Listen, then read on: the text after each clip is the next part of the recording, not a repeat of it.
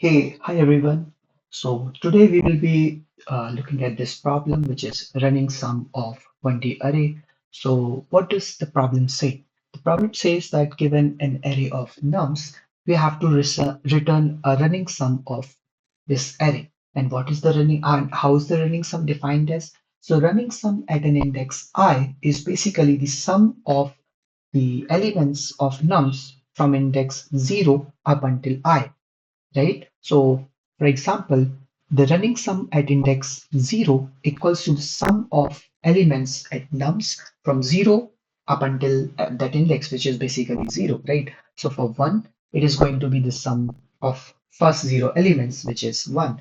Let's say if we take the example of 4, so for 4, it is going to be the sum of 1 plus 2 plus 3 plus 4, which is 10, right? So firstly, we'll talk about the naive solution. So the naive solution is that for every element we have to basically count the sum from index 0 up until that index, right? So let's just try and code the naive solution up and then maybe try to come up with something which is a little bit more efficient than that, right? So firstly I'm going to try, I mean, going to try and write the naive solution, right? So, okay, so we also have to define an array which is going to be the result array. So let's say result. And we have to keep the sum somewhere. And for every index, what I'm going to do is I'm going to run a loop from index 0 up until that index and basically sum all the elements that are coming in that window, right? And at the end, what I'm going to do is that I'm going to push back the sum in this array, in the result array, and then basically return the result array. Let's see. Okay, see, so all the test cases are passing. Let's try and submit the solution. Okay, so the solution has been submitted, but it's not a very good solution, right?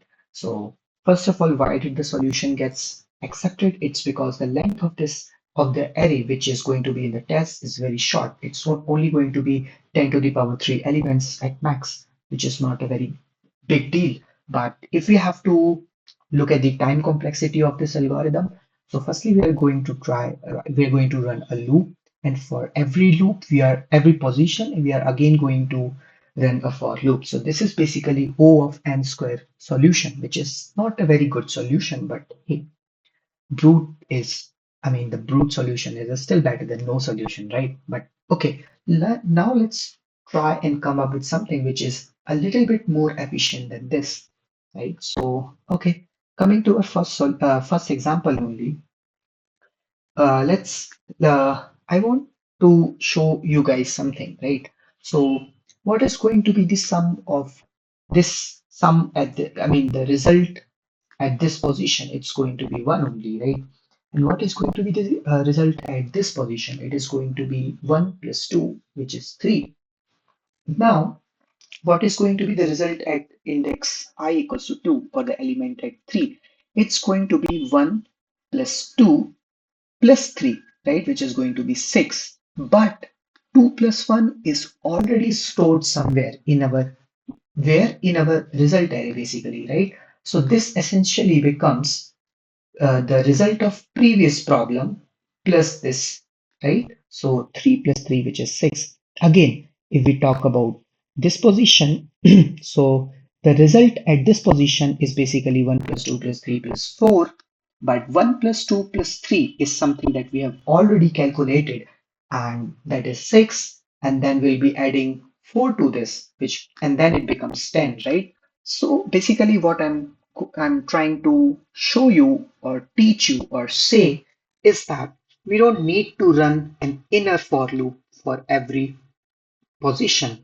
What I'm going to do is I'm going to define the result array and store the previous problem in the result array only, and then add and add the current element, and in that manner we will have the running sum, right? So what is the result at 0? So result at 0 is basically sum of elements from 0 up until that position, which is a of 0, right?